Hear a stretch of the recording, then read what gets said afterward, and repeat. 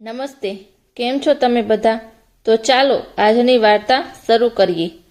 વૃદ્ધાશ્રમની બહાર તડકામાં બેસીને શારદાબેન કમરનિપ્સે તેમની જેમ ત્યાં રહેતી તેમની ઉંમરની સ્ત્રીઓ સાથે વાત કરી રહ્યા હતા.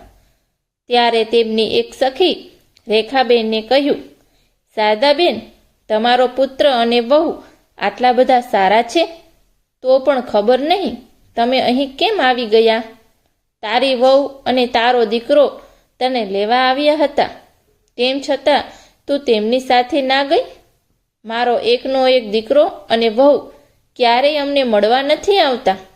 એટલે શારદાબેન કંઈ બોલે તે પહેલાં જ ત્યાં રહેતા રમેશભાઈએ કહ્યું, શારદાબેન, આજે ફરી તમારો પુત્ર અને વહુ તમને લેવા આવ્યા છે. પુત્ર અને પુત્રવધૂનું નામ સાંભળતા જ શારદાબેનના ચહેરા પર ગુસ્સો આવી ગયો અને તેઓ ત્યાંથી ઊભા થઈને તેમના રૂમમાં જતા રહ્યા. તેથી ત્યાં બેઠેલા બધા લોકો શારદાબેનને જોઈને આશ્ચર્યચકિત થઈ ગયા કે કેવી સ્ત્રી છે. તેમના પુત્ર અને પુત્રવધુ તેમને મળવા આવ્યા છે અને તેમને મળવાને બદલે મોં ફેરવીને તેમના રૂમમાં દોડી ગયા. ત્યારે તેનો દીકરો અને વહુ પણ અંદર આવી ગયા હતા. તેઓ સીધા ત્યાંના મેનેજર પાસે ગયા તો મેનેજર તેમના શારદાબેન પાસે મળવા માટે લઈ ગયા. અંદર આવ્યા તો શારદાબેન પોતાનો રૂમ બંધ કરીને બેઠા હતા. તો મેનેજર સાહેબે કહ્યું, માજી, દરવાજો ખોલો, તમારો દીકરો અને વહુ તમને મળવા આવ્યા છે. તો શારદાબેને ચોખે ચોખી તેમની મળવાની ના પાડી દીધી. મેનેજર સાહેબની ઘણી વિનંતીઓ પછી જ્યારે શારદાબેને દરવાજો ખોલ્યો ત્યારે તેમનો પુત્ર અને પુત્રવધુ તેમની માતાને મળવા અંદર ગયા અને મેનેજર સાહેબ બહાર બેસી ગયા. તેઓ અંદર ગયા કે તરત જ તેમના પુત્ર આકાશે કહ્યું, માં, શું થયું? તમે અમારી સાથે કેમ નથી જવા માંગતા? હવે તમારો પૌત્ર પણ આવી ગયો છે, તેને તમારી ખૂબ જરૂર છે.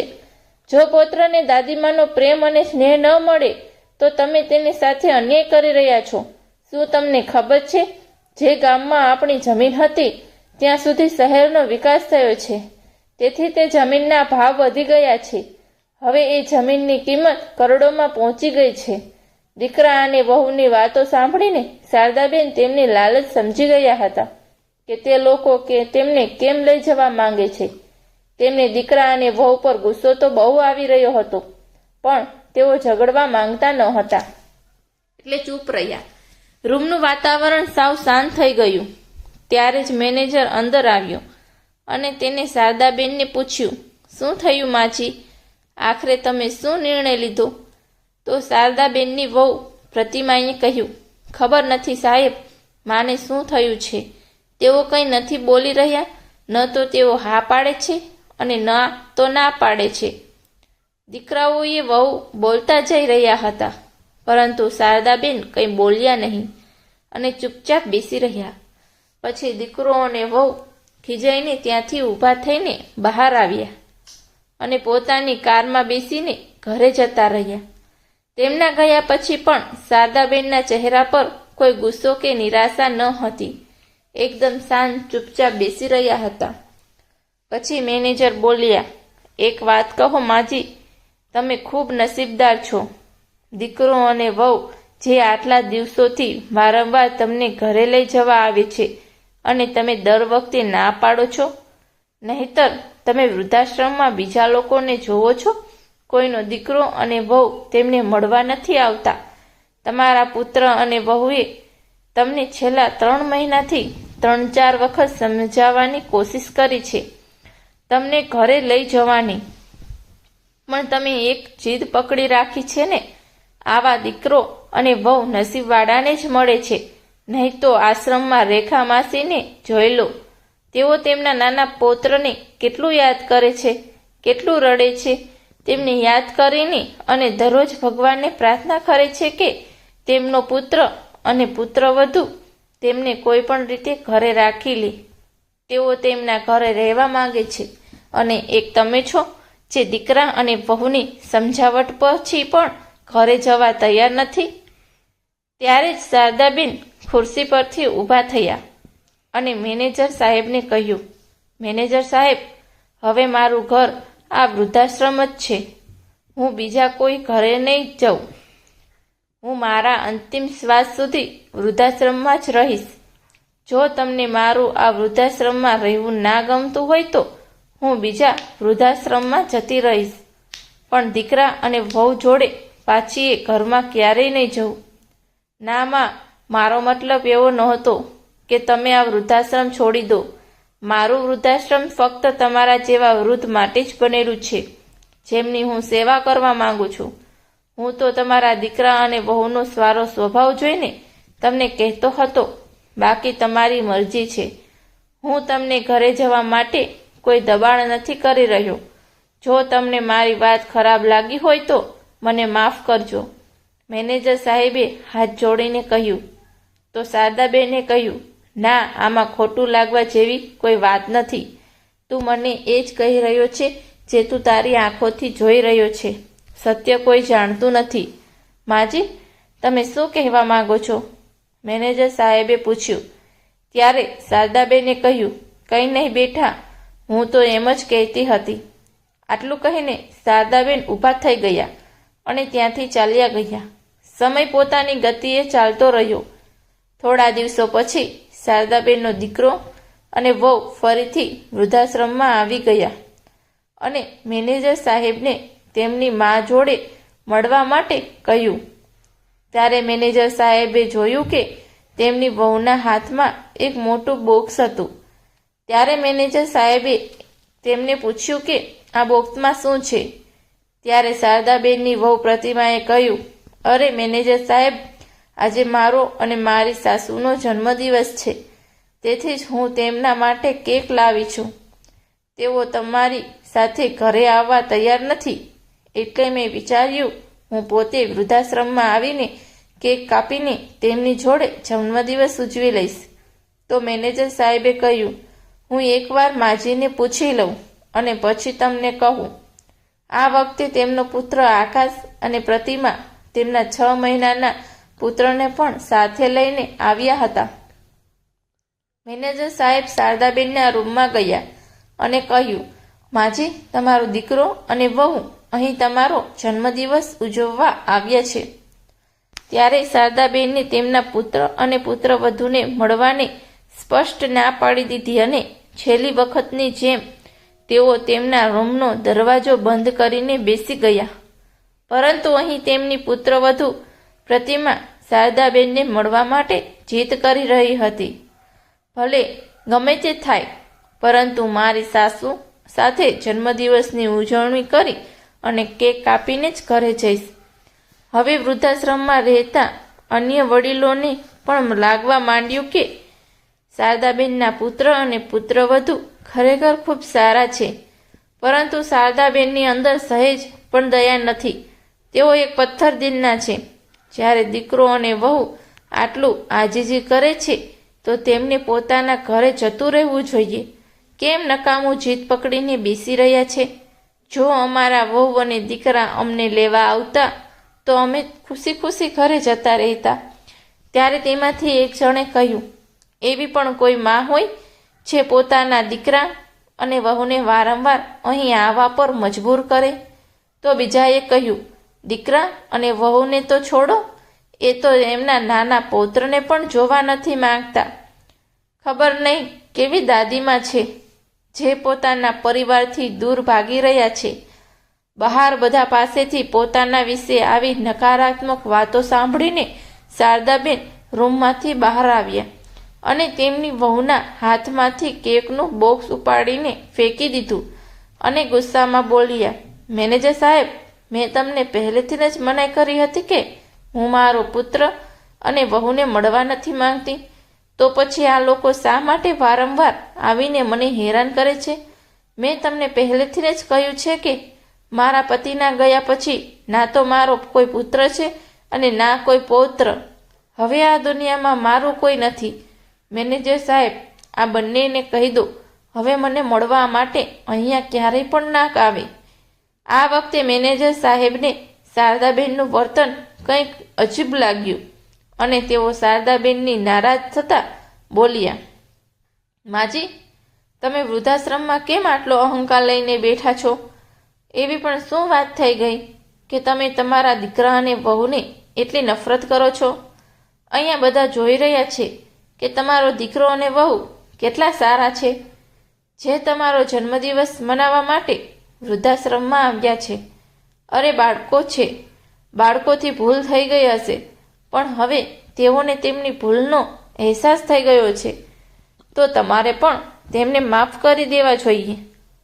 ત્યારે શારદાબેને પોતાના દીકરા અને વહુ તરફ જોતા કહ્યું, તમે જતા રહો અહીંયાથી અને ક્યારેય વળીને પાછા આવતા નહીં, કે ક્યારે પણ મને પોતાનું મોઢું ના બતાવતા. શારદાબેનનો ગુસ્સો જોઈને તેમના પુત્ર અને પુત્રવધૂને લાગ્યું કે કદાચ તેમની માતા તેમની પોલ ના ખોલી દે, તેથી જ તેઓ ઉદાસ ચહેરે ત્યાંથી ચાલ્યા ગયા. પરંતુ આજે શારદાબેન ચૂપ ના બેઠા, કારણ કે તેમના પૌત્ર અને પૌત્રવધુ તેમને વારંવાર વૃદ્ધાશ્રમમાં આવીને હેરાન કરતા હતા. છેલ્લા 3 વર્ષથી તેમને કેવી રીતે પોતાની જાતને સંભાળી છે, કેવી રીતે તેમને તેમના પતિનું ઘર છોડીને વૃદ્ધાશ્રમમાં એડજસ્ટ થયા છે, તેમના કરતાં વધુ સારી રીતે કોઈ જાણતું નથી. જ્યારે તેઓ વૃદ્ધાશ્રમમાં આવ્યા હતા ત્યારે 5-6 મહિના કેવી રીતે રડી રડીને હેરાન થયા હતા, એ તો તેઓ જ જાણે છે કે કેટલાક તૂટેલા મન સાથે તેઓ વૃદ્ધાશ્રમમાં આવ્યા હતા. દીકરા અને વહુને શારદાબેનનું અપમાન કરવામાં કોઈ કસર છોડી ન હતી. તેના અગાઉની વાતો યાદ કરીને તેમની આંખોમાં આંસુ આવી ગયા હતા. ત્યારે મેનેજરે કહ્યું, માજી, છેલ્લા 3 વર્ષથી મેં તમારી આંખમાં એક પણ વાર આંસુ જોયા નથી, પણ આજે તમારી આંખોમાં આંસુ કેમ છે? એવું શું થયું હતું કે તમે વહુ અને દીકરા જોડે પણ નથી જવા માંગતા અને અમને પણ નથી કહેવા માંગતા? કોઈ વાત તો જરૂર છે જે તમે તમારા હૃદયમાં છુપાવીને બેઠા છો. એવું લાગે છે કે કોઈ દુઃખનો સાગર છે જે અમે બધા આજ સુધી જોઈ નથી શક્યા. આજુબાજુ ઊભેલા લોકો પણ કહેવા લાગ્યા કે હા શારદાબેન, એવું શું થયું હતું જેના કારણે તમે તમારા પુત્ર અને પુત્રવધુ સાથે જવા માંગતા નથી? કંઈક એવું થયું હશે જેના કારણે તમે આટલા કઠોર બની ગયા. શારદાબેન હવે બધું સ્પષ્ટપણે કહેવા માંગતા હતા, કારણ કે તેમને તેમના પુત્ર અને પુત્રવધુની વારંવાર મુલાકાત ગમતી ન હતી. જ્યારે પણ દીકરા અને વહુનું મોઢું જોતા તો એમને બહુ ગુસ્સો આવતો. તેમને મેનેજર સાહેબને કહ્યું, દીકરા, તમે જેને આટલો સરસ કહી રહ્યા છો તેની વાસ્તવિકતા નથી જાણતા. તે બંને મારા માટે કેક લઈને આવ્યા હતા. વર્ષો પહેલા એ જ પુત્રવધુએ મારા ચહેરા પર કેક ફેંકીને મારી હતી. મારા માટે શ્વાસ લેવાનું મુશ્કેલ થઈ ગયું. પોતાના જ ઘરમાં ખૂટી ખૂટીને જીવતી હતી. મારા લગ્નને 5 વર્ષ પછી આકાશનો જન્મ થયો હતો. તેના જન્મતા જ અમે બંને પતિ પત્ની ખુશીથી ઝૂમી ઉઠ્યા હતા. મારા પતિ લોકોના ખેતરમાં મજૂરી કરતા હતા. અમે બંનેએ ખૂબ જ મુશ્કેલીથી પૈસા ભેગા કર્યા અને અમારા પુત્રને શિક્ષણ આપ્યું. કારણ કે અમે બંને પતિ પત્ની સારી રીતે જાણતા હતા કે પૈસાના અભાવે જીવન કેટલું મુશ્કેલ હોય છે. તેથી જ અમે અમારા પુત્રને સારી નોકરી મેળવવા માટે સક્ષમ બનાવવા માંગતા હતા, જેથી તેને સારી નોકરી મળી જાય. 1-1 રૂપિયો બચાવીને અમે અમારા દીકરાને ભણાવ્યો. જ્યારે આકાશ ભણવા શહેરમાં ગયો ત્યારે તેને પૈસાની તંગી પડી ગઈ. એટલે હું પણ લોકોના ઘરમાં જઈને ઝાડુ, પોતું અને વાસણ કરવા લાગી. ત્યારે જઈને મારા દીકરાનું ભણવાનું પૂરું થયું. એક દિવસ ભગવાનની કૃપાથી મારા દીકરાને નોકરી મળી ગઈ. પછી મારા દીકરાના લગ્ન માટે ઘણા સારા પ્રસ્તાવ આવવા લાગ્યા, પણ દીકરાને પ્રતિમા બહુ પસંદ હતી, એટલે અમે તેની પસંદગીને અમારી પસંદગી તરીકે સ્વીકારી અને તેના લગ્ન પ્રતિમા સાથે કરાવી દીધા. અમે બંને પતિ પત્નીએ જીવનભર ઘણું કામ કર્યું હતું. વૃદ્ધાશ્રમમાં મારા પતિને ઘૂંટણનો બહુ દુખાવો થવા લાગ્યો હતો, જેના કારણે તેમણે લોકોના ત્યાં મજૂરી કરવાનું છોડી દીધું હતું. તેમની તબિયતને જોતા મેં મારા પતિને કહ્યું કે હવે આપણા પુત્રને નોકરી મળી છે અને ઘરમાં કેટલા પૈસા છે કે ભગવાનની કૃપાથી આપણે સારી રીતે જીવીશું અને તમારી પાસે પણ થોડા પૈસા બાકી છે જેનાથી આપણે આપણું જૂનું ઘર નવું બનાવી દઈશું. થોડા પૈસાની મદદ તો દીકરો પણ કરી દેશે. પરંતુ દીકરા અને વહુને આ વાત ના ગમી. દીકરા અને વહુએ ઘર બનાવવા માટે તો ના ન પાડી, પરંતુ પિતાને મજૂરીના જવાના કારણે તે બંને ગુસ્સે થઈ ગયા અને કહ્યું, પિતાજી, તમે મજૂરી કરવા કેમ નથી જતા? હજી તમારે મજૂરી કરવી જોઈએ. હજી તો તમારી ઉંમર જ કેટલી થઈ છે. જો અત્યારથી તમે ઘરે હાથ પર હાથ રાખીને બેસી જશો તો ઘરમાં આટલા બધા ખર્ચાઓ કેવી રીતે ચાલશે? તો ફરીથી વહુએ કહ્યું, હા માં, મારા પતિ એકલા કમાતા વ્યક્તિ છે અને તમે જેમ જેમ વૃદ્ધાવસ્થા તરફ આગળ વધશો તેમ તેમ દવાઓનો ખર્ચ પણ ઓછા નથી હોતા. તેથી ઓછામાં ઓછું એટલું તમારા માટે કમાતા રહો જેથી કરીને તમે દવાઓનો ખર્ચ ઉઠાવી શકો. આ સાંભળીને શારદાબેન ગુસ્સે થઈ ગયા અને પુત્રને કહ્યું, આ તું કેવી વાત કરે છે? તારા પિતા ઘૂંટણના દુખવાને કારણે બરાબર ચાલી શકતા નથી અને તું મજૂરી કરવા જવાની વાત કરે છે. હવે એમની ઉંમર મજૂરી કરવાની નહીં, બેસીને ખાવાની ઉંમર છે. મારી વાત સાંભળીને દીકરો ઓફિસ જવા નીકળી ગયો, પરંતુ વહુ રસોડામાં બહુ વાર સુધી બબડતી રહી. પુત્રની વાત સાંભળીને મારા પતિએ કહ્યું, શારદા, આપણે એક કામ કરીએ, આપણા ગામડે પાછા જઈએ. ગામમાં એક તૂટેલું ફૂટેલું ઘર છે અને 3 વીઘા જમીન પણ છે જે અમારા પૂર્વજોની છે. એને હું તારા નામે કરી દઉં છું. જો કાલે હું દુનિયામાં ના રહું અને તને પૈસાની જરૂર હોય તો તું તારી દવાઓનો ખર્ચ તે જમીન વેચીને ઉઠાવી શકે. આ તમે કેવી વાત કરો છો? શુભ શુભ બોલો. જો તમે જ અહીંયા નહીં રહો તો હું અહીંયા એકલી શું કરીશ?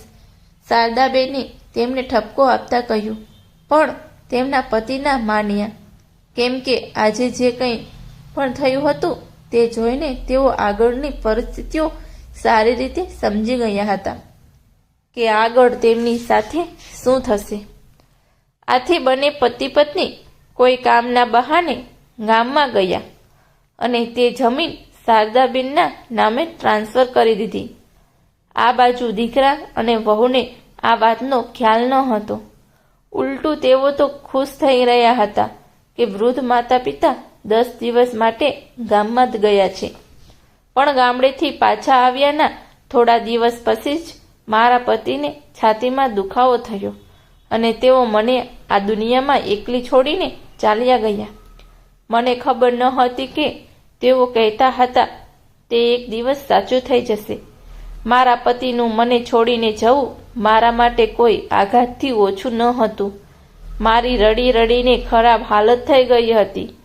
હું મારા પતિના વિદાયના આઘાતમાંથી હજી બહાર નીકળી જ નહોતી કે મને મારો પુત્ર અને પુત્રવધૂનું એક અલગ જ રૂપ જોવા મળ્યું. મારા પતિને ગયાને 1 મહિનો પણ થયો ન હતો કે એક દિવસ મારો પુત્ર મારા રૂમમાં આવ્યો અને મને બૂમ પાડી અને કહ્યું, માં, તમે આખો દિવસ રૂમમાં બેસી રહો છો? બિચારી પ્રતિમા આખો દિવસ કામમાં લાગેલી રહે છે. કંઈક તો ઘરના કામકાજ કરી લો. હવે જે જતા રહ્યા છે એ તો પાછા નથી આવવાના ને, એટલે હવે રૂમમાંથી બહાર નીકળીને ઘરના કામમાં મદદ કરો. દીકરાની આવી વાત સાંભળીને હું અંદર સુધી તૂટી ગઈ. મન કરતું હતું કે કાશ હું મારા પતિ સાથે જ આ દુનિયા છોડીને જતી રહી હોત. પરંતુ ભગવાનની સામે કોઈનું પણ નથી ચાલતું. મારી વહુનું અસભ્ય વર્તન જોઈને મારું મન ના હોવા છતાં પણ ઘરના કામોમાં લાગી જતી.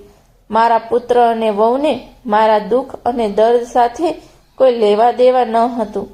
તેઓ માત્ર તેમની પોતાની દુનિયામાં તલ્લીન હતા. હું પણ મારા દુઃખને ભૂલી જવા લાગી અને જીવન જીવવા લાગી. એક દિવસ મારી વહુએ તેની બર્થડે પાર્ટી રાખી અને તેની બધી બહેનપણીઓને ઘરે આમંત્રણ આપ્યું. જે દિવસે મારી વહુનો જન્મદિવસ હતો તે દિવસે જ મારો પણ જન્મદિવસ હતો. ઘરનું બધું જમવાનું પણ મેં જ બનાવ્યું હતું. વહુની બધી બહેનપણીઓ ઘરે આવી ગઈ હતી. સાંજ થતાં મારો દીકરો આકાશ પણ ઓફિસથી ઘરે આવી ગયો હતો. કેક કાપવાનો સમય આવ્યો ત્યારે મારી વહુ એકલી એ કેક કાપી દીધી. મારા દીકરા આકાશને તેને ગિફ્ટમાં સોનાની બંગડી આપી. મારી પુત્રવધુ પ્રતિમા એ જોઈને આનંદથી ઉછળી પડી અને હું ત્યાંથી દૂર એક ખૂણામાં ઊભી રહીને આ બધું ચૂપચાપ જોઈ રહી હતી. મારી આંખમાં આંસુ આવી ગયા. એટલા માટે નહીં કે દીકરાએ વહુને આટલી મોંઘી ભેટ આપી, પરંતુ એટલા માટે કે મારા દીકરાને મારો જન્મદિવસ પણ યાદ ન હતો. ત્યારે જ મારા દીકરાએ મને બોલાવીને કહ્યું, માં, જલ્દી કરો, બધા માટે ભોજનની વ્યવસ્થા કરો. અમે કેક તો કાપી લીધી, પહેલાં બધાને ઠંડુ પીણું આપો, પછી આ કેક લઈ જાઓ અને પ્લેટમાં મૂકીને બધાને આપી દો. ત્યારે મને એવું લાગી રહ્યું હતું કે હું તેની મા નથી પણ નોકરાણી છું. મેં પણ એ દિવસે હિંમત કરીને બધા લોકોને જમવાનું પીરસવાની ના પાડી દીધી અને પોતાના રૂમમાં જતી રહી. મારી ના સાંભળીને મારો દીકરો અને વહુ બૂમો પાડતા મારી પાછળ રૂમમાં આવ્યા અને ગુસ્સામાં બોલ્યા, માં, આ તમારી કઈ રીત છે? તમે રૂમમાં આવીને મોઢું ફૂલાવીને બેસી ગયા? ઘરમાં આટલા બધા મહેમાન આવ્યા છે, તેમના ખાવા પીવાનું જુઓ. એ બધા તમારા મહેમાનો છે તો તમે જુઓ. આ બધું હું નથી કરી શકતી. મારું કામ કરવાનું ના પાડવું નહીં. વહુ દીકરાને ના ગમ્યું. ત્યારે દીકરાએ ગુસ્સામાં કહ્યું, માં, તમે નકામી વાત કેમ કરો છો? એવું શું થઈ ગયું તમને? આજે મારો પણ જન્મદિવસ હતો, હું આટલું જ બોલી શકી. ત્યારે જ વહુએ બૂમ પાડીને કહ્યું, ઓહો, આજે આ વૃદ્ધનો પણ જન્મદિવસ હતો અને તેની કેક ના કાપી એટલે જ તે ચીડાઈ ગઈ છે. કોઈ વાંધો નહીં, હું કેક રૂમમાં લઈને આવું છું અને અહીંયા જ તારી કેક કટ કરી દઈએ છીએ.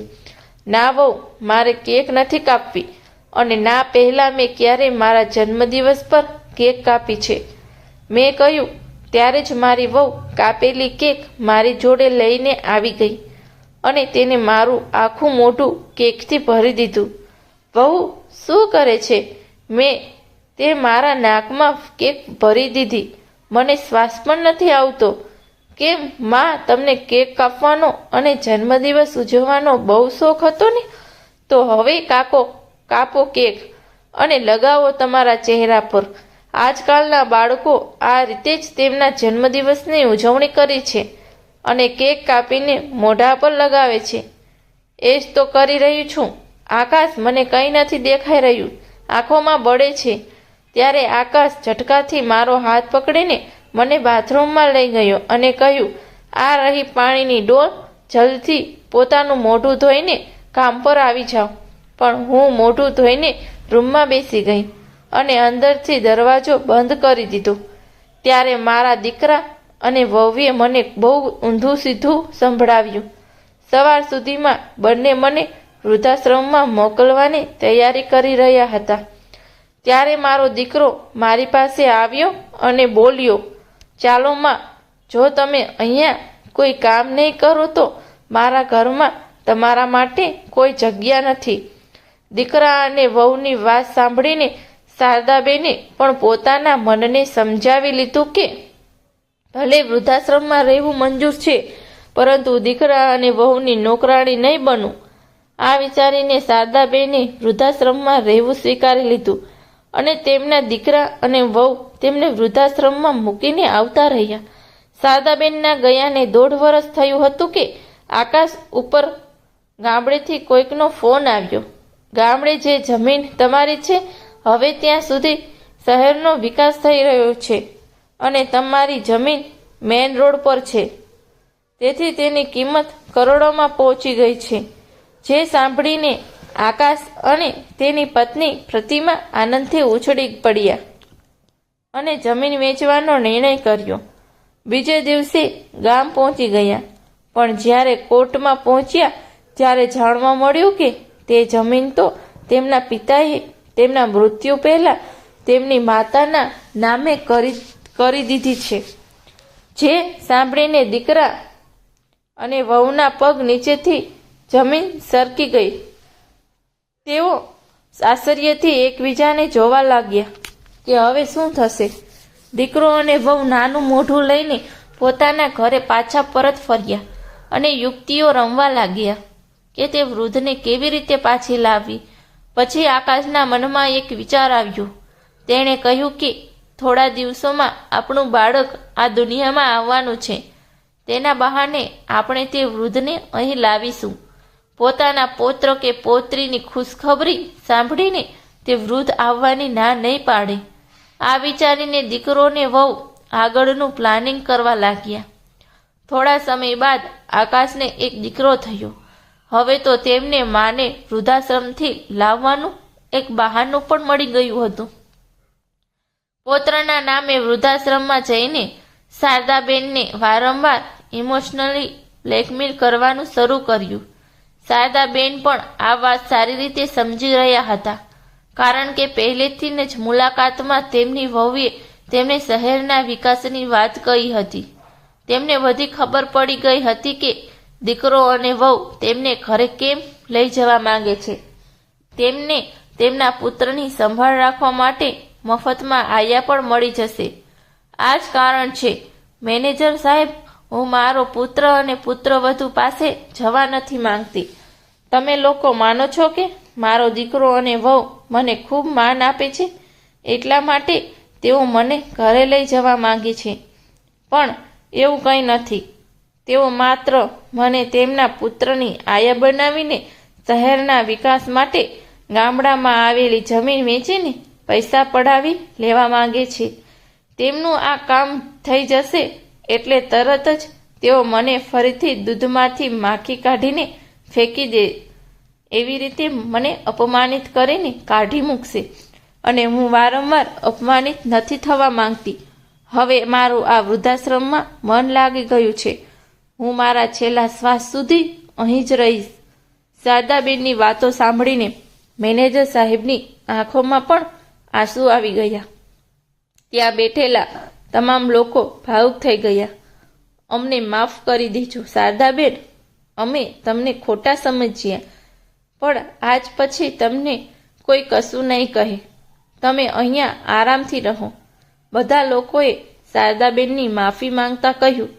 ત્યારે શારદાબાને કહ્યું કે તમારા બધાનો કોઈ વાંક નથી. તમે તમારી આંખોથી જે જોયું તે જ તમે કહ્યું, પણ સત્ય તો બીજું જ કંઈ હતું. આ રીતે વધુ 2 મહિના પસાર થઈ ગયા. પછી એક દિવસ શારદાબેનનો દીકરો અને વહુ તેમને લેવા માટે ફરીથી આવ્યા, કારણ કે તેઓ જમીનના લોભી હતા. પરંતુ આ વખતે મેનેજર પણ તેમના આવવાની રાહ જોઈ રહ્યા હતા. તે બંનેને જોતા જ મેનેજરે પોલીસને ફોન કરી દીધો. એટલામાં જ આકાશ અને પ્રતિમા મેનેજર સાહેબ પાસે આવ્યા અને કહ્યું, સાહેબ, મારી માં ક્યાં છે? આજે કોઈ પણ સંજોગોમાં અમે તેમને ઘરે લઈ જઈશું. આજે મેનેજર સાહેબ આકાશ અને પ્રતિમાના અસલી રૂપને જોઈ શકતા હતા કે તેઓ જમીનના લોભમાં હવે ભલાઈનો મુખવટો ઉતારીને જબરજસ્તી પર ઉતરી આવ્યા હતા. ત્યારે શારદાબેન તેમને તેમના રૂમમાં જતા દેખાયા તો જલ્દીથી દોડીને આકાશ તેમની જોડે ગયો અને જબરજસ્તી તેમનો હાથ પકડીને તેમને કાર જોડે લઈ ગયો અને બોલ્યો, ચાલ માં, હું તને 10 વખત સમજાવવા આવ્યો છું, પણ તું ના માની. આજે હું તને બળજબરીથી લઈ જઈશ. ત્યારે પોલીસને સામે જોઈને આકાશ અને પ્રતિમા સ્તબ્ધ થઈ ગયા. ત્યારે પાછળથી મેનેજરે કહ્યું, ઇન્સ્પેક્ટર સાહેબ, મેં જ તમને ફોન કર્યો હતો. બંનેને પકડી લો સાહેબ. જબરજસ્તી એક વૃદ્ધ મહિલાને હેરાન કરી રહ્યા છે. તેની મરજી વિરુદ્ધ જબરદસ્તીથી લઈ જવાની કોશિશ કરી રહ્યા છે. એક પણ ક્ષણનો વિલંબ કર્યા વગર પોલીસ બંનેને ધરપકડ કરી તો આકાશે બૂમ પાડીને કહ્યું કે માં, તું બરાબર નથી કરી રહી. કરોડોની જમીન લઈને ક્યાં જઈશ? ગમે તેમ તારા પગ અત્યારે કબરમાં લટકી રહ્યા છે. આજે નહીં તો કાલે તે જમીન મારી હશે. તો હું જોઉં છું કે મને કોણ રોકે છે. જમીન લેતા દીકરા, જમીન લેવાનો તારો ઈરાદો મને પહેલેથી જ ખબર હતી. એટલે જ હું એ જમીન વેચવા કાલે ગામડે જઈ રહ્યું છું. બધા પૈસા આ વૃદ્ધાશ્રમમાં રોકીશ, કારણ કે આ દુનિયામાં તારા જેવા ઘણા નાલાયક પુત્રો છે, જેઓ પોતાના માતા પિતાને બેઘર કરી દે છે. તેમના માટે હું આ વૃદ્ધાશ્રમમાં વધુ રૂમ બનાવીશ. જે પૈસા મળશે તે આખા વૃદ્ધાશ્રમમાં લગાવીશ, પણ એક પણ પૈસો તમને લોકોને નહીં આપું. ના માં, તમે આવું ના કરી શકો, દીકરા અને વહુએ બૂમ પાડીને કહ્યું. ત્યારે શારદાબેને તેમની વાત ન સાંભળી અને ઇન્સ્પેક્ટર સાહેબને દીકરા અને વહુને પોતાની નજરથી દૂર લઈ જવા કહ્યું. ઇન્સ્પેક્ટર સાહેબ તેને લઈ ગયા. બીજા દિવસે શારદાબેને પોતાના ગામની જમીન વેચી દીધી અને વૃદ્ધાશ્રમમાં વધુ રૂમ બનાવવા માટે પૈસા આપ્યા. તેમને સુખ સુવિધાઓ ભરપૂર નવું વૃદ્ધાશ્રમ બનાવ્યું અને તેઓ પોતે પણ શાંતિથી વૃદ્ધાશ્રમમાં રહેવા લાગ્યા. તો તમને વાર્તા કેવી લાગી? જો તમને વાર્તા ગમી હોય તો લાઈક, કોમેન્ટ અને શેર કરજો. અને જો તમે નવા હોય તો ચેનલને સબસ્ક્રાઈબ કરજો. તો ચાલો ફરી મળીએ એક નવી વાર્તા સાથે. આવજો.